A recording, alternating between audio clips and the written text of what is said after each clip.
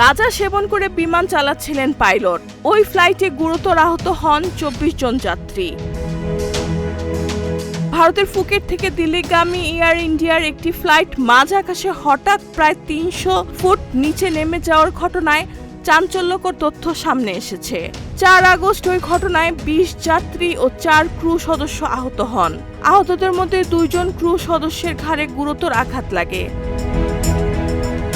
ভারতীয় সংবাদ মাধ্যম এনডিটিভির প্রতিবেদনে বলা হয়েছে, দিল্লিতে বিমান অবতরণের পর পাইলটদের সাইকো অ্যাক্টিভ উপাদানের উপস্থিতির পরীক্ষায় একজন পাইলটের শরীরে এমন উপাদান শনাক্ত হয়। পরবর্তী পরীক্ষাতেও একই ফল পাওয়া যায়। সংশ্লিষ্ট সূত্রের দাবি, পরীক্ষায় ওই পাইলটের গাঁজা সেবনের প্রমাণ মিলেছে।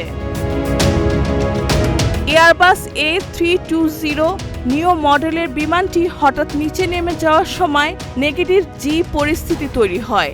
এতে বিমানের ভেতরে জিনিসপত্র ছিটকে যাওয়ার পাশাপাশি সিট বেল্ট না বাঁধা যাত্রীরাও ছিটকে পড়েন। পাইলটও ওই সময় নিজের আসন থেকে উঠে যান বলে জানা গেছে। তবে 137 জন যাত্রীকে নিয়ে বিমানটি শেষ পর্যন্ত নিরাপদে দিল্লিতে অবতরণ করে। ঘটনার কারণ এখনও তদন্তাধীন। তদন্ত শেষ না হওয়া পর্যন্ত 2 পাইলটকেই ফ্লাইট পরিচালনা থেকে অব্যাহতি দিয়েছে এয়ার ইন্ডিয়া।